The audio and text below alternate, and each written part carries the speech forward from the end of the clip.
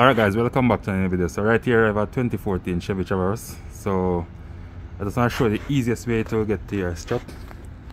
So right here, all you need to do, just cut three hole, 1, 2, 3 on top, and you will see the bolts, the nuts. I'm just gonna show you the tools I use.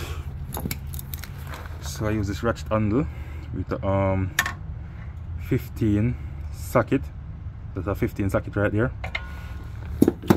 and I use, let me show you, there's a 24 socket to remove the nuts from the shocks or the strut. And let me show you the other, where it is.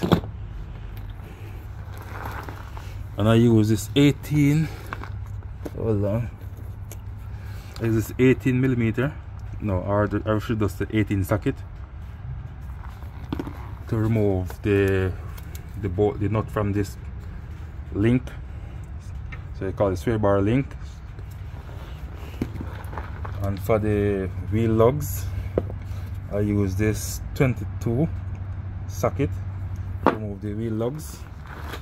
Use a dual impact wrench to bust the lugs, and there you go. So if you're having problem changing your front struts on your car, this is the easiest way to go than to remove your wiper blades and all those things to get to it.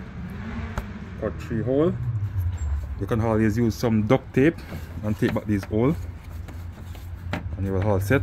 So if you find this video useful, please like, share, comment and subscribe. Thank you.